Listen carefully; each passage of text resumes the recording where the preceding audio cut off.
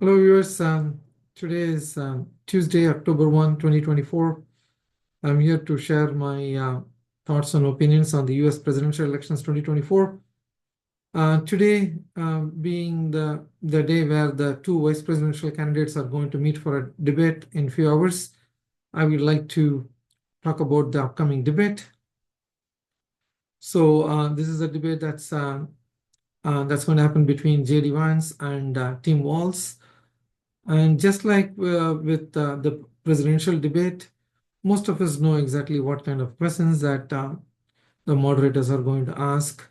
And they will touch on the issue of economy, immigration, international affairs, reproductive rights, environment, healthcare, and in addition to that, they might touch on this particular issue on JD Vance's past statements. He has made some past statements about women. He has made some past statements about what he truly felt about Donald Trump. So there are some controversial statements there. They might ask about that. And from Tim Walz's side, they might ask questions regarding his governorship in the state of Minnesota, and whether he is truly a centrist governor or he was a progressive governor.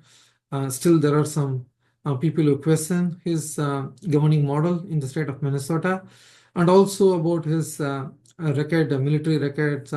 Some people want him to clarify further, so they might ask those kind of specific questions. So these are the issues, the broad issues that the moderators are going to cover. We know that upfront, so there is no big surprise there.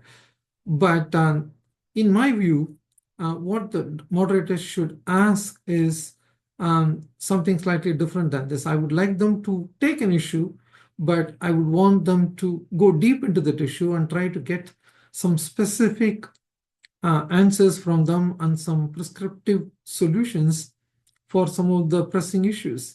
So let's take the issue on economy, right? Everyone knew, we had COVID 5 years ago, and then we are coming back from COVID. We had inflation. Inflation is slightly coming down, but those are all things that we all know. But the question is, they should try to be forward-looking and ask questions as to exactly, given where we are, what is your solution moving forward? How are you going to fix it? Okay, you say that, for instance, Kamala Harris is talking about giving some additional tax credit in terms of increasing the child tax credit. And also she's talking about giving a fixed amount for a newborn for the first 1 year. A good program. Nobody can find fault with that program. Similarly, she wants to give some kind of an assistance to a first-time homeowner. That's also a good program. But the question is, they should ask exactly how you're going to pay for it. And that is the most important thing. Not that people don't like the program, but people also don't like the government to increase the deficit year over year. That's what has been happening. And as it is, the debt is way too high, and we don't have a balanced budget. We are in a fiscal imbalance in terms of budget every year, and we need to reduce our budget deficit moving forward. And so while these programs are good, how are you going to generate revenue to pay for these programs? That is from the Democrat side. Then they can also ask specific questions to the Republicans, this time JD Vance, as to exactly how they are going to solve the problem that they say that this is an economy is in a mess, inflation is bad. How are you going to solve the problem? We have a huge deficit. You cannot tariff your way to get out of deficit. That whole concept of I'm going to have tariff and I'm going to have so much money, that's all. I think it's totally waste of time to even discuss about that during a debate, because that's not even a possibility. Okay, so you're not going to generate revenue, so you're not going to tariff your way out of this deficit issue. So I would like the moderators to hone in on that and say, that's not going to work. What is your policy prescriptive policy regarding economy. So that will take the debate to a new level, to a new direction, so that people can understand exactly where these parties are in terms of the fiscal situation. So that will be very useful for people before they can go to the polls and vote for whichever candidate they would like to vote. Then let's take the issue on international affairs. I mean, that's going to be very important today based on what's happening in the Middle East right now. In fact, I did do a couple of episodes last week about how Netanyahu is itching to get Iran involved in this war, and he got his wish. Now Iran has fired some missiles into Israel. Fortunately, nothing.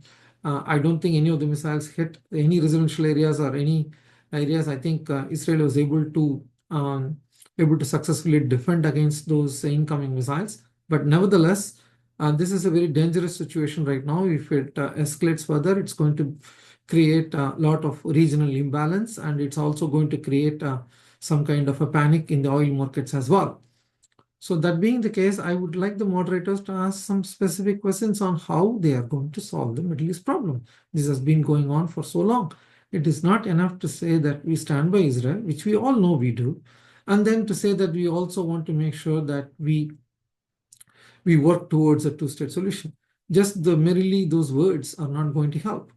And in fact, around 90-95% of the American Jews want a safe and secure Israel, but at the same time, a negotiated settlement between the two parties so that Israel will be safe and secure, and Palestinians will have West Bank and Gaza for themselves to rule and manage in a democratic, secular manner. That's more important. I underline the word democratic, secular manner. They would want all the militant organizations in that area to give up their arms and to make sure they live peacefully side by side with Israel. That's what most of the American Jews want, and that's what most of the international community want. But what are these two parties doing to get to that? That is the most fundamental question that we should ask. This same old conventional wisdom in terms of foreign policy in that region has failed miserably. So the moderator should ask questions on what are you going to do different this time? How are you going to make sure that there is a two-state solution, say in 4 years? So these are tough issues to handle, but you cannot keep doing the same thing over and over and again and expect that issue to really solve by itself. It's not going to. And America has to take a leadership role in solving this issue. And these two presidential candidates for president and vice president should come out and say exactly how they are going to solve that Middle East mess. And so I think I would expect, or I would want the moderators to ask more probing questions so that the people can understand exactly where these candidates stand, where these parties stand, and what they can expect in the next 4 years. So then you take the issue of environment. And I mean, gone are the days that people can just say that that's a myth, global warming is a myth, and whatnot. So we have seen so many hurricanes this season, and we also seen what kind of impact that Hurricane Helene had last week. So it's high time that both parties address the issue on the environment. So that's another important issue that they would like to, I would want them to ask more probing questions on how they are going to solve this issue in the long term. I mean, it is not an immediate need, but for the next 20, what is your plan for the next 10, 20, 30 years so that we save the environment? Then you can look at the abortion issue, the reproductive rights issue. I would expect them to ask more probing questions on this issue to say that does either one of the parties agree on a federal law to allow abortion? If Congress passes a bill, and will Donald Trump sign that bill? Will Kamala Harris has already indicated that she will sign such a bill. And will it pass constitutional muster? Will it again be struck at the Supreme Court based on some vague constitutionality issues or something like that? They can cite something and to say that this is not constitutional or something like that.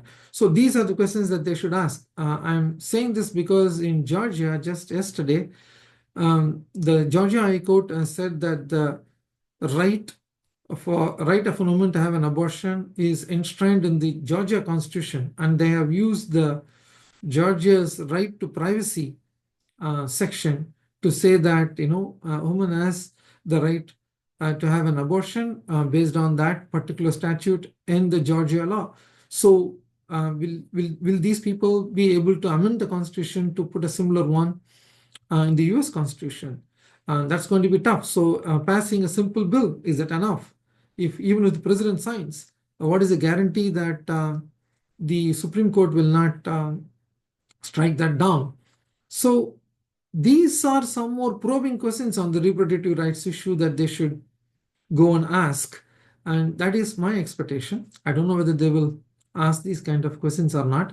I just gave some examples on the three major issues I felt that they will address today. If they could ask more probing questions, that will be nice, instead of just letting the candidates repeat their campaign speeches or campaign rhetoric. We have seen that enough, and we don't need to hear that on a debate.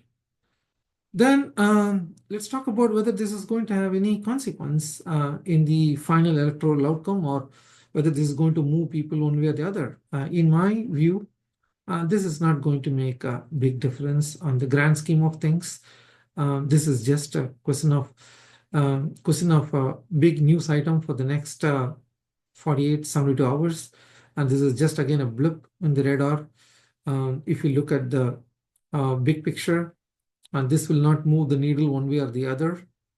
But do not expect that JD Vance will basically be like Donald Trump when it comes to answering questions. I think he'll be a lot more disciplined than Donald Trump. He will stick to the issues. You might not like what he says, but he will definitely not stay away from the issue. So if they ask a question on economy, I think he will stick to the issues, and he will stick to the issue on economy, and he will answer the question.